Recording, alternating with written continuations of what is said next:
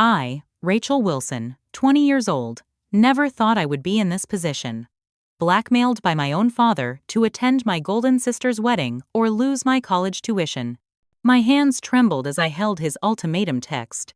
Little did my father know, I had discovered something about Stephanie and her fiancé that would change everything.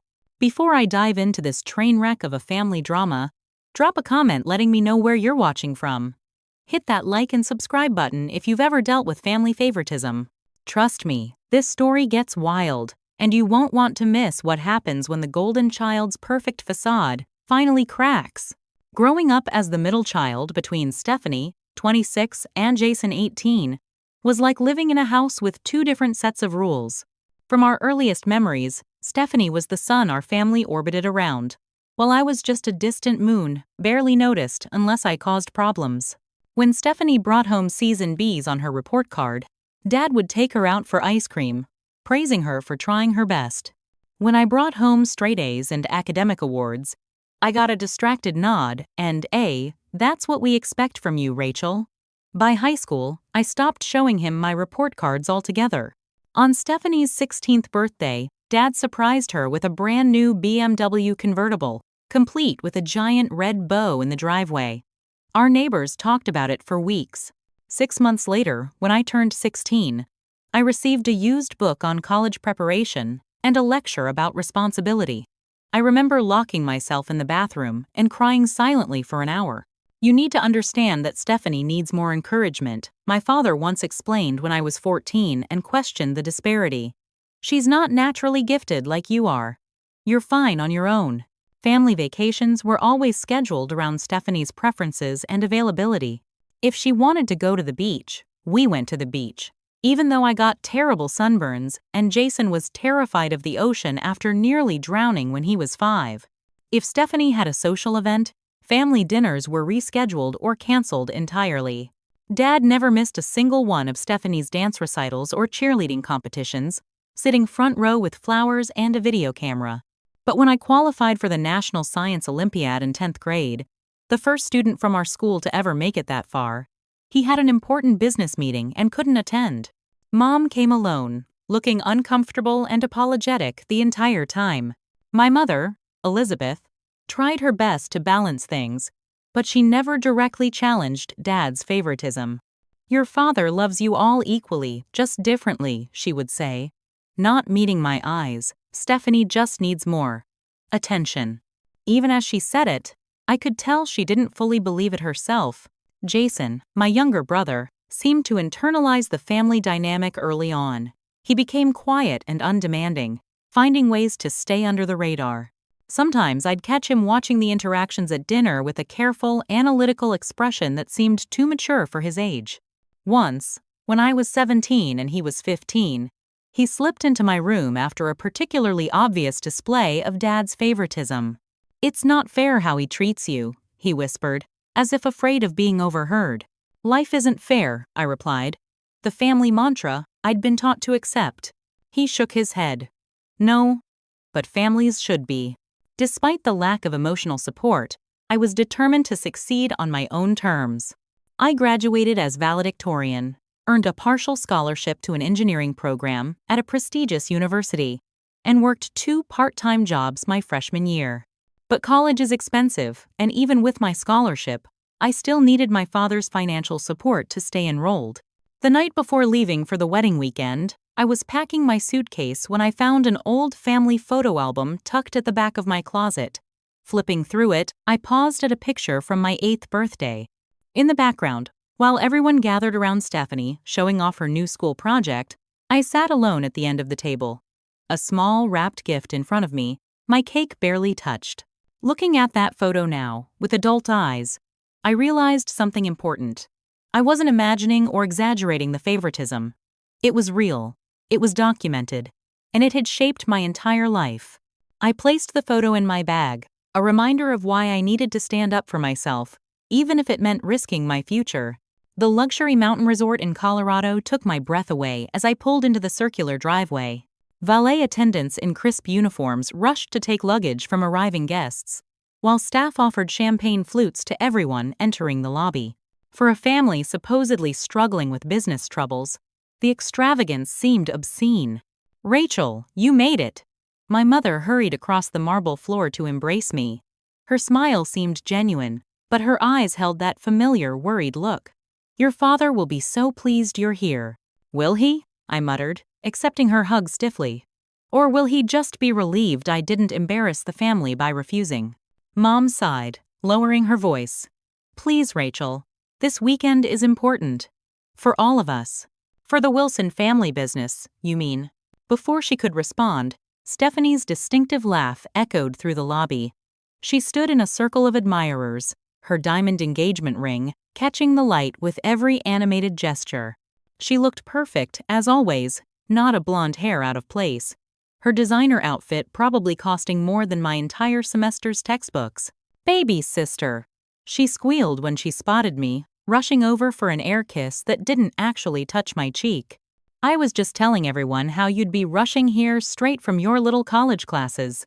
So dedicated to your studies." It's adorable. The way she said little college classes made my prestigious engineering program sound like finger painting at daycare. I forced a smile. "Wouldn't miss it, Steph. James's family is just dying to meet all the Wilsons. They're such important people in their industry. Daddy says this marriage, she giggled at her slip, is going to be absolutely perfect for everyone." I didn't miss her telling mistake. Neither did my cousin Emma, who raised an eyebrow at me from across the room. The welcome dinner that evening was a parade of wealth and pretension. James's family, the Parkers, were old money and made sure everyone knew it. They spoke about their vacation homes and private jets with practiced casualness, while studying our family with barely concealed assessment. James himself seemed uncomfortable, tugging at his collar and drinking more champagne than anyone else. After dinner, as guests mingled on the terrace overlooking the mountains, my Aunt Carol cornered me by the dessert table. "There's my favorite niece," she said, hugging me tightly. Aunt Carol was my father's sister and the only one who ever called him out on his behavior. As a result, she wasn't often invited to family gatherings. "I'm surprised Dad included you on the guest list," I said. "Oh, I wasn't on it. I invited myself." Her eyes twinkled mischievously. "Richard can hardly cause a scene by throwing his own sister out of a wedding. Bad optics." She studied me over her champagne glass. "So, how are you really doing with all this golden child circus?" I hesitated. "I'm here, aren't I?" Under duress, from what Elizabeth let slip, Carol's expression softened. "Your father's ultimatum about your tuition was completely out of line." "How did you know about that?" "Your mother called me, worried sick. She disagrees with Richard's tactics but feels powerless to intervene." Classic Elizabeth. Carol sighed. "I've watched how he's treated you all these years, Rachel. It's not right and it's not your fault." Tears pricked at my eyes, and I blinked them away quickly. It was one thing to know the truth in my heart, another to hear someone else validate it. "Thanks, Aunt Carol, that means a lot." As the evening wound down, I took a shortcut through the garden back to my room, needing some space from the family performance. As I rounded a hedge, I heard Stephanie's voice coming from a secluded alcove. "Listen, it's just a few more days and then it's done. We'll be married, the companies will merge, and everyone gets what they want." Her tone was irritated, nothing like her bubbly bride persona. Except me. James's voice was slurred. "I get trapped in a loveless marriage with a woman who's already calculating her divorce settlement." "Don't be so dramatic," Stephanie hissed. "You're not exactly marrying me for my personality either. Your father wants my father's company and distribution networks just as badly as my father wants your family's connections. We're both doing our duty." I froze, heart pounding. This wasn't just a suspicion anymore. It was confirmation. The wedding was a business transaction, and Stephanie knew it. "At least I'm honest about it," James replied bitterly. "I'm not pretending to be head over heels in love." "Well, start pretending better," Stephanie snapped. "Your little display with Megan at the club last weekend nearly ruined everything. My cousin Emma saw you, you know." "Emma?" James sounded panicked. "Did she tell anyone?" "Not yet. I handled it. But you need to be more careful." I backed away silently, mind racing. So Emma had seen James with another woman, presumably his ex-girlfriend, recently. And Stephanie knew but was proceeding with the wedding anyway. Back in my room, I found Emma waiting outside my door. "I need to talk to you," she whispered, glancing nervously down the hallway. "It's about James." Once safely inside, Emma confirmed what I'd overheard. "I saw James with a woman at the Summit Club last Saturday night. They weren't just talking, Rachel. They were all over each other." "And you told Stephanie?" Emma nodded miserably. "I thought she should know before the wedding. But she just thanked me for the information and said she'd handle it." She didn't seem upset at all. "Because this wedding isn't about love," I said slowly. "It's a business arrangement." Emma's eyes widened. "Are you serious?" As we talked into the night, piecing together everything we knew, one thing became increasingly clear. I needed to investigate further, even if it meant risking my college funding. Some things were more important than money. Saturday morning dawned bright and clear. While the bridal party was scheduled for spa treatments, I made my excuses and set out on my investigation. First, I needed to understand exactly what James's role was in all this. The resort's coffee shop provided the perfect reconnaissance spot. Business associates and family members cycled through, many speaking freely, assuming no one was paying attention to their conversations. I positioned myself with my laptop, looking like just another college student catching up on work. I overheard snippets about the Parker-Wilson deal and Richard's desperation for this merger. One of James's uncles mentioned that the boy finally making himself useful by securing this marriage contract. When Tyler, James's best friend and best man, entered the coffee shop looking haggard, I saw my opportunity. I casually moved to the counter beside him. "Rough night?" I asked sympathetically. He looked at me blearily. "Bachelor parties should be fun, not depressing intervention attempts." Intervention? Tyler seemed to realize who he was talking to and backpedaled. Just a figure of speech.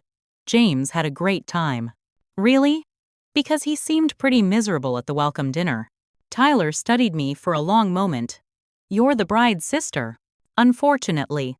My blunt response surprised him, and he chuckled despite himself. "You're not what I expected." "Let me guess. Stephanie described me as a boring bookworm with no social skills?" "Something like that," he admitted. "Look, no offense, but your sister isn't exactly James's type." I gathered that, especially since he's apparently still seeing his ex-girlfriend. Tyler's coffee cup froze halfway to his mouth. "How do you know about Megan?" "My cousin saw them together last weekend, and I overheard Stephanie and James arguing about it last night." I leaned closer. "Tyler, what's really going on with this wedding?" He glanced around nervously before responding. "It's complicated. James's family business needs the distribution channels Wilson Enterprises controls to survive. His father made it clear that this marriage is non-negotiable. And Megan?" Tyler sighed deeply. "They've been together since college. James tried to end it when the engagement to your sister was arranged, but they can't stay away from each other. He loves her. So he's going to marry my sister while continuing to see his girlfriend on the side? He's trapped," Tyler defended. "His father threatened to disinherit him, fire him, everything. And your sister doesn't love him either. So what's the harm?" "The harm is building a marriage on lies," I replied. "Nothing good comes from that foundation." Our conversation was cut short when I spotted my father entering the coffee shop. I quickly exchanged numbers with Tyler, promising to continue our discussion later. During the afternoon's pre-wedding activities, I managed to accidentally end up with Stephanie's phone when she asked me to take photos of her with her bridesmaids. While she was posing, I quickly checked her recent messages. There it was, conversations with my father about making the deal work, and messages to a divorce attorney discussing post-merger options and exit strategies, maximizing financial benefits. Most disturbing were the bank notifications showing massive transfers from family accounts to Stephanie's personal offshore account. She was siphoning money while our father's business struggled. Money that could have secured my education without his manipulation. At the rehearsal dinner that evening, I struck up a conversation with Mrs. Parker, James's mother, who had clearly been enjoying the open bar. "Such a beautiful couple," I commented, watching Stephanie and James pose for photos. Beauty isn't everything, she replied cryptically. But business is business, and families must do what's necessary to survive. What do you mean? She patted my hand condescendingly. Oh, sweetheart, surely you know. This marriage secured the merger agreement your father and my husband signed last month. The Wilson distribution network saves our manufacturing business, and the Parker name and connections save your father from bankruptcy. She lowered her voice. Though between us, I think Richard is getting the better end of the deal. I felt physically ill. The full scope of the arrangement was even worse than I'd imagined. This wasn't just about connections. My father was using Stephanie to save himself from financial ruin while hiding his business failures from the rest of us. Later, at the after-party, I found my brother Jason alone on the terrace. You know about the business deal, don't you? I asked without preamble. He didn't pretend not to understand. I overheard Dad on the phone with Mr. Parker. The Wilson Company is in serious trouble. Has been for years. Dad's been hiding it, making riskier and riskier investments trying to save it. And now he's using Stephanie as collateral. Jason nodded grimly. With the Parker merger, he gets access to their capital, their corporate connections, everything he needs to stay afloat. And all it costs him is Stephanie's happiness. Stephanie's in on it, I countered. She's been transferring company money to her personal accounts. She's planning to divorce James once the merger is complete and take even more. Jason looked shocked. How do you know this? I showed him the screenshots I'd taken from Stephanie's phone. His face paled. Rachel, what are you going to do with this? It was the question I'd been wrestling with all day. Exposing the truth would certainly cost me my tuition, possibly my relationship with my parents. But staying silent made me complicit in a scheme that would hurt many people. I don't know yet, I admitted. But I need more evidence before I decide. The ballroom had been transformed for the rehearsal dinner, with ice sculptures, champagne fountains, and centerpieces of orchids flown in from Thailand. I estimated the cost of this single evening could have covered my entire college education. I positioned myself strategically, recording conversations on my phone while appearing to text friends. James's father, Robert Parker, cornered my father by the bar. The final merger paperwork is ready for our signatures after the ceremony tomorrow, Mr. Parker said quietly. Once the marriage is official, we'll have everything locked down legally. My father nodded, swirling his scotch. Stephanie knows her role. She'll make it happen. And the boy? My father asked. James understands his duty to the family. He'll perform as required. Mr. Parker's cold description of his son's marriage made my skin crawl. During dinner, Stephanie held court at the head table, playing the blushing bride perfectly. But when the catering staff brought out the wrong appetizer, I witnessed a glimpse of her true nature. I specifically requested the truffle-infused crab cakes, not these common shrimp things. She hissed at the catering manager. Do you have any idea how much my father is paying for this weekend? Are you trying to embarrass us in front of the Parkers? The manager apologized profusely, promising to correct the mistake immediately. Don't bother, Stephanie snapped. You've already ruined the first course. Just make sure the rest of the meal is perfect, or I'll have you fired so fast your head will spin. Several guests witnessed her outburst, exchanging uncomfortable glances. The mask had slipped, showing the entitled, cruel person beneath. After dinner, I found James alone on the terrace, drinking straight from a whiskey bottle. Drowning your sorrows? I asked, sitting beside him. He laughed humorlessly, trying to find the courage to go through with tomorrow. You don't have to do this, you know. Easy for you to say. Your future isn't tied to this farce. Actually, it is.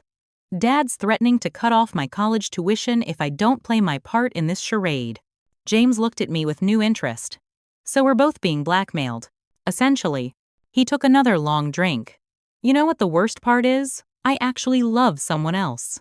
Really love her. But I can't be with her because of family obligations and business deals I never asked to be part of. Megan?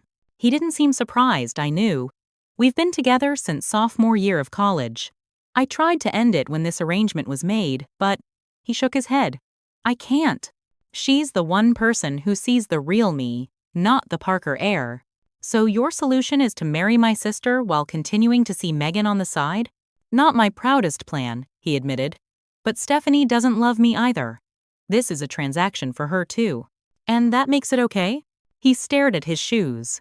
No, it doesn't. But I don't know how to escape without destroying my family. I was about to respond when Stephanie appeared, her eyes narrowing at the sight of us talking privately. There you are, darling, she said to James, her voice saccharine but her eyes cold. What are you two discussing so intently? Just getting to know my future brother-in-law, I replied smoothly. How sweet. But I need to borrow him for the toasts. She gripped James's arm possessively, her nails digging visibly into his sleeve. As they walked away, James glanced back at me with a look of trapped desperation that cemented my resolve. This situation was even worse than I'd initially thought. Inside, the toasts began, with speaker after speaker praising the perfect couple and their love story. The hypocrisy was nauseating. When my father stood to give his speech, I had to grip the edge of the table to stay calm. As a father, nothing brings me greater joy than seeing my daughter find true love, he proclaimed, raising his glass. Stephanie has always been my special girl. And today I'm proud to welcome James into our family. To love and business success. The slip was small but noticeable. Several guests exchanged glances. My father quickly corrected himself, but the damage was done. The facade was beginning to crack. After the toasts, my father pulled me aside, his grip on my arm painful. What were you doing talking to James alone? He demanded. Just being friendly to my new brother-in-law. Don't play games, Rachel. I saw you two looking very intense. What did you say to him? Nothing that wasn't true. His face darkened. I'm warning you. If you do anything to jeopardize this wedding, you can kiss your education goodbye. I'll cut you off completely. Tuition, living expenses, everything. Is that what you want? Is that what you want, Dad? I countered. To force your daughter to choose between her integrity and her future? Don't be so dramatic. This is how business works sometimes. Stephanie understands that. Stephanie is being well compensated for her part, I said pointedly. I've seen the offshore account transfers. For a moment, genuine shock registered on his face before he composed himself. I don't know what you think you know, but I suggest you keep your theories to yourself. Tomorrow will proceed exactly as planned, and you will do nothing to interfere. Am I clear? Crystal clear, Dad. You've shown me exactly where I stand. As he walked away, Aunt Carol approached, having witnessed our tense exchange. You okay, sweetheart? I shook my head. I've discovered some things about this wedding that are disturbing. I'm all ears, she said, guiding me to a quiet corner. By the time I finished explaining everything I'd learned, Carol's expression had transformed from concern to outright anger. That manipulative, selfish bastard, she muttered, using his own daughters like chess pieces. What should I do? If I expose this, I lose my education. Carol squeezed my hand. Get some rest tonight. Tomorrow, before you make any decisions, come find me. There are some family things you should know that might help you decide. As I headed to my room, my phone pinged with a text from an unknown number. We need to talk. It's Megan. James gave me your number. Meet me at the lake dock. 7 a.m. tomorrow? I replied simply, I'll be there. I barely slept, my mind racing with all I'd discovered and the decisions that lay ahead. At 6:30 a.m., I slipped out of the resort and headed to the lake, arriving early to collect my thoughts before meeting James's girlfriend.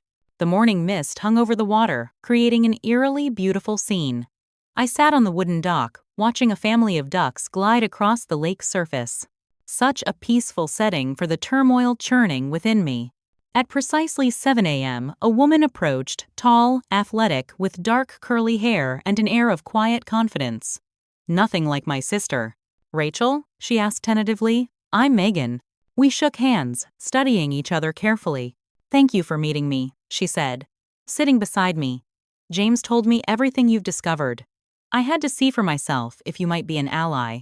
I'm still deciding what to do, I admitted. This situation is complicated. Megan nodded.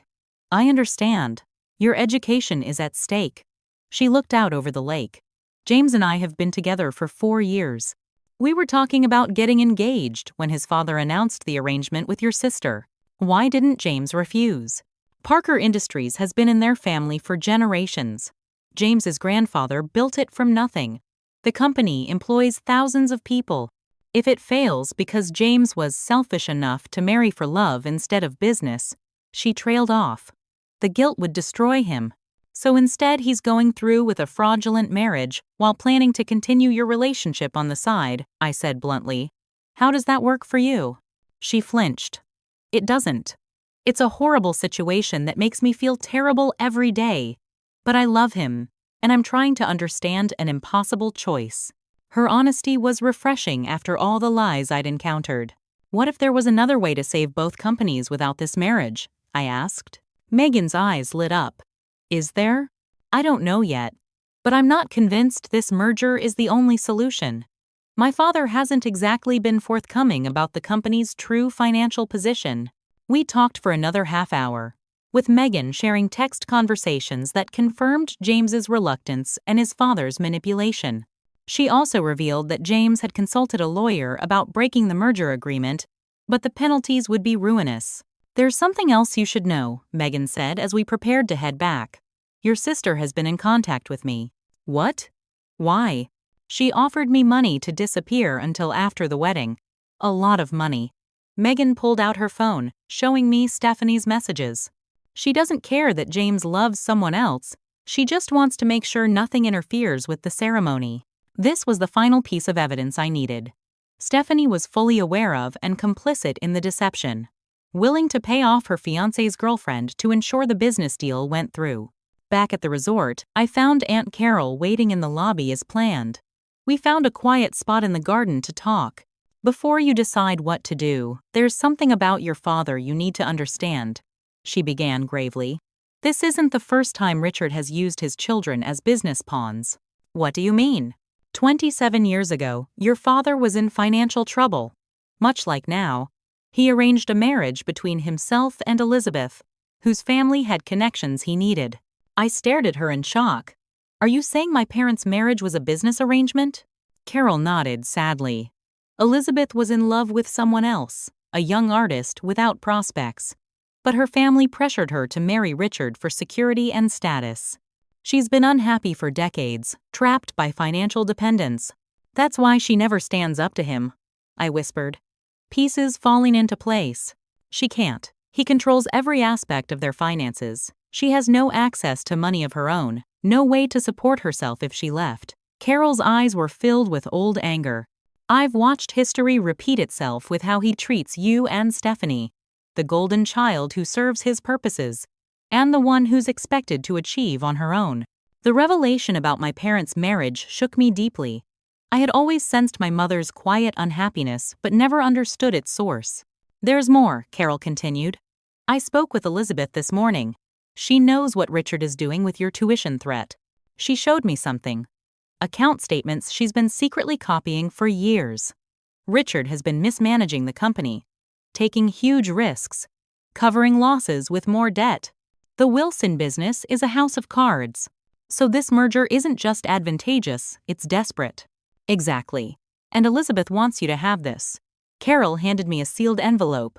She's been saving in a private account for years. It's not enough for your full tuition, but it would get you through at least a year if Richard cuts you off. I opened the envelope with trembling hands, finding account details and a brief note in my mother's handwriting. For your future, whatever you decide. I'm sorry I couldn't be stronger. Love. Mom. Tears pricked my eyes. All these years, I'd thought my mother was simply complicit in my father's favoritism. I never realized she was fighting her own private battle against his control. Before I could respond, my phone buzzed with a text from Stephanie. Where are you? Bridal suite now. Hair and makeup waiting. Don't ruin this for me. Go, Carol said, squeezing my hand. Whatever you decide to do, I'll support you. In the bridal suite, chaos reigned as stylists fluttered around Stephanie, who sat like a queen holding court. When she spotted me, her eyes narrowed. Nice of you to grace us with your presence, she snapped. Everyone else has been here for an hour. Sorry, I said insincerely. I was getting some fresh air. Well, get in that chair. They'll try to salvage what they can with your hair. As the stylist worked on me, I watched Stephanie's interactions with her bridesmaids, all carefully selected for their social connections rather than friendship. She was cold, demanding, focused entirely on her appearance rather than the meaning of the day. When her phone chimed, she checked it and smiled. I caught a glimpse of her screen, a bank notification, confirming another large transfer from our father's account. I had all the pieces now. The full picture was ugly, built on lies, manipulation, and greed. The only question remaining was what I would do with this knowledge, and whether my education was worth the price of silence. The wedding venue was breathtaking. A glass-walled pavilion overlooking the mountains, filled with thousands of white roses and crystal chandeliers. As a bridesmaid, I was trapped in final preparations, unable to meet with Aunt Carol as planned. My phone buzzed constantly with updates from Megan, who had positioned herself nearby, ready to act if needed. "You look distracted," my mother whispered as she helped adjust my dress. "Are you all right?" I studied her face, seeing it with new understanding after Carol's revelations. The faint lines around her eyes spoke of years of quiet resignation. "I know about your marriage to Dad," I said softly, "that it was arranged. And I found your note." Her hands froze on my dress. "Carol told you. Why didn't you ever say anything?" Her eyes filled with tears. What could I say? That I made a choice decades ago that I've regretted ever since. That would only hurt you children. Instead, you've lived unhappily all these years. "I have my regrets," she admitted. "But I also have you, Jason, and yes, even Stephanie. I wouldn't trade my children for anything." She straightened my necklace. "But that doesn't mean I want the same life for you. I might lose my education if I speak up today." She looked me directly in the eyes. "There are many ways to get an education, Rachel, but you only get one chance to live with integrity." Before I could respond, the wedding coordinator herded us into position. The ceremony was beginning. Standing at the altar with the other bridesmaids, I had a clear view of both families. My father sat proudly in the front row, next to Mr. Parker, both men looking smugly satisfied. Behind them, business associates and social connections filled the seats, the wedding guest list having been carefully curated for maximum networking value. James waited at the altar, looking pale and uncomfortable in his tuxedo. When our eyes met briefly, I saw naked panic in his. The music swelled, and Stephanie appeared at the entrance, a vision in designer white. The guests gasped appropriately at her beauty. Only those of us who knew her well would notice the calculating look in her eyes as she scanned the crowd, mentally noting who had attended and who would need to be punished for their absence. As she glided down the aisle on our father's arm, I felt my resolve hardening. This charade had gone far enough.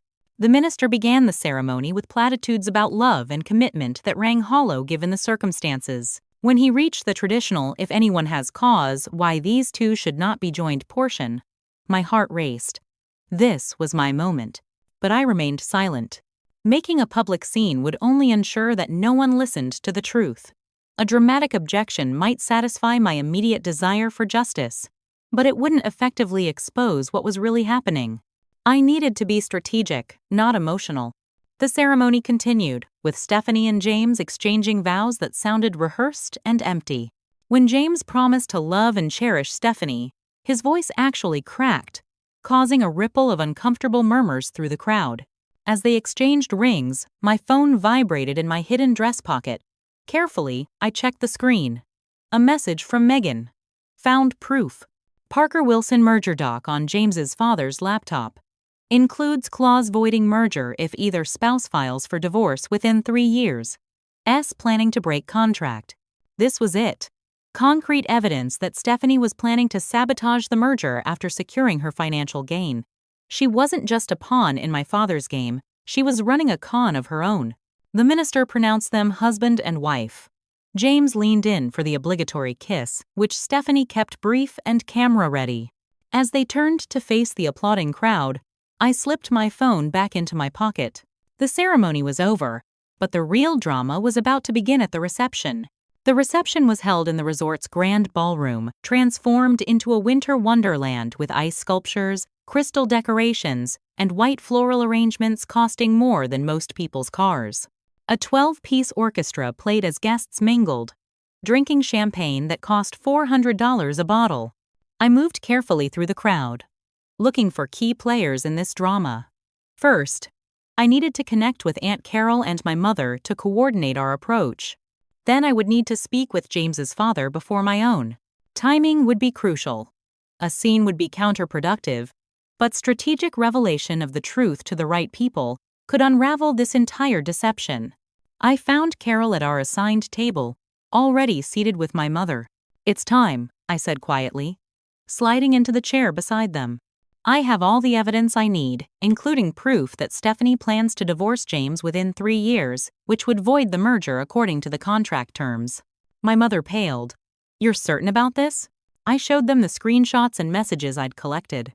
"She's been transferring money to offshore accounts for months, consulting divorce attorneys. And she even tried to bribe James's girlfriend to stay away until after the wedding." Carol nodded grimly. "What's your plan?" "I'm going to speak privately with Mr. Parker first. He needs to know what he's really getting into with this merger. Then, I'll confront Dad." "What about your tuition?" my mother asked, worriedly. "Some things are more important than money," I replied, squeezing her hand. "I'll figure something out." As dinner concluded, my father rose to give his speech. I watched him transform into the charming businessman he showed the world, so different from the manipulative father I knew. When my special girl, Stephanie, was born, I knew she was destined for greatness. He began, his voice thick with manufactured emotion. Today, seeing her married to James, joining our families and our legacies, I couldn't be prouder. He raised his glass. "To Stephanie and James, and to the bright future our families will build together. To love and prosperity." The guests applauded enthusiastically, unaware of the hollow sentiment behind his words. As he returned to his seat, looking pleased with himself, I knew it was time. I approached Mr. Parker first, asking for a private word in the adjacent conservatory. Curious, he followed me. "Mr. Parker, I have something you need to see regarding the merger agreement," I said, keeping my voice steady as I showed him the evidence I'd gathered. His expression shifted from confusion to shock as he scrolled through the messages and bank statements. "This suggests your sister plans to divorce my son once the merger is complete," he said, his businessman's mind immediately grasping the implications. "Yes. And according to your own agreement, that would void the merger but leave her with the money she's been siphoning from our company. How did you get this information?" "That's not important. What matters is that this marriage is a fraud on multiple levels. James is in love with someone else. My sister is planning to abandon the marriage.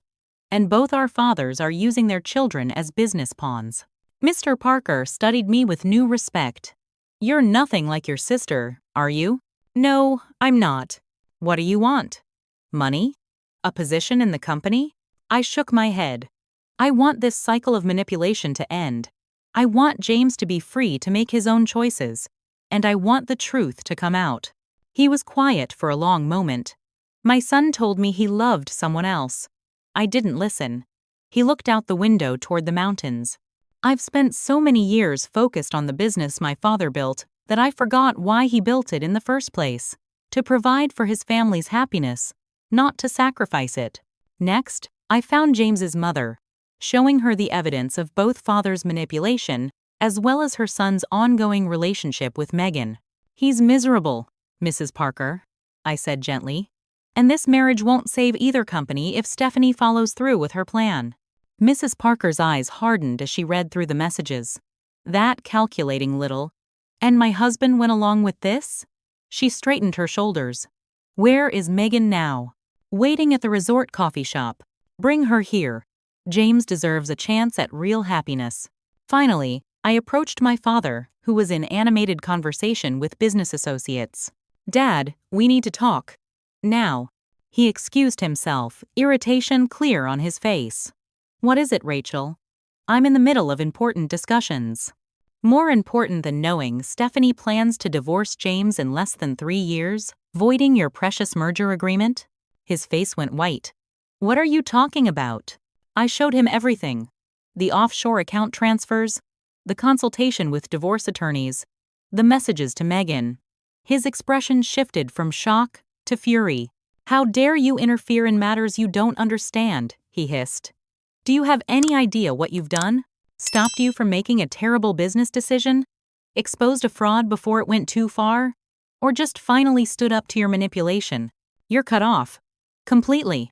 No more tuition. No more support. Nothing. I had expected this, but it still hurt. I know. But integrity matters more than money, Dad. That's something you taught me, even if you didn't mean to. Across the room, I could see Mr. Parker in serious conversation with James, Mrs. Parker ushering Megan into the ballroom, and Stephanie looking increasingly alarmed as she noticed these unusual movements. The carefully constructed facade was crumbling. James broke away from his father and walked directly to Megan, embracing her in full view of the wedding guests. Gasps and whispers rippled through the crowd. Stephanie stormed over to me, face contorted with rage. What have you done? Exposed the truth. Something this family hasn't seen in a very long time.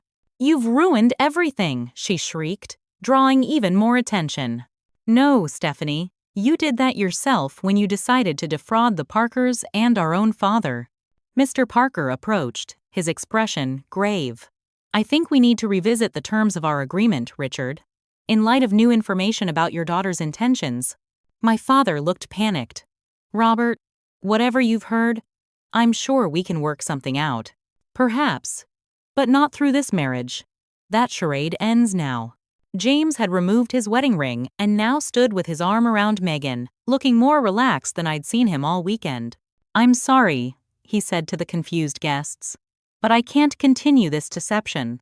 I don't love Stephanie. This marriage was arranged as a business deal, and I was coerced into participating. The ballroom erupted in shocked conversations. My father looked like he might collapse. You've destroyed this family, he said to me, his voice shaking with rage. Aunt Carol stepped forward. No, Richard. You did that yourself, years ago, when you decided your business was more important than your children's happiness. My mother moved to my side, taking my hand. I'm proud of you, Rachel. It took courage to do this. What about my tuition? I asked her quietly. Dad's cutting me off completely. We'll figure something out, she promised. I have some savings, and there are always student loans.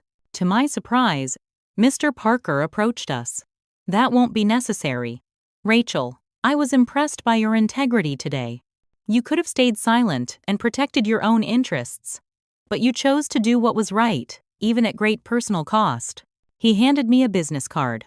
The Parker Educational Foundation offers full scholarships to promising engineering students. I'd like you to apply.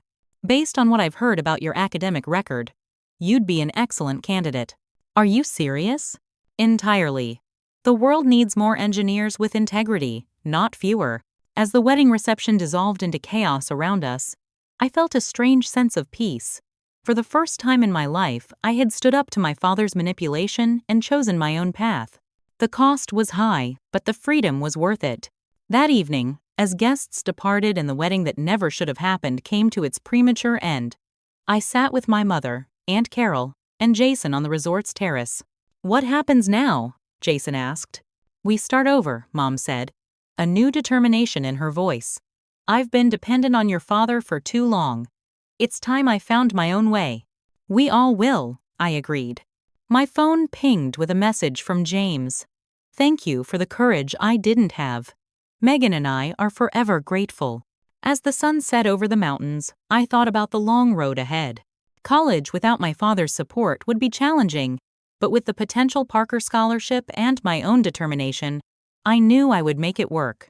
Some might say I destroyed my sister's wedding and divided my family.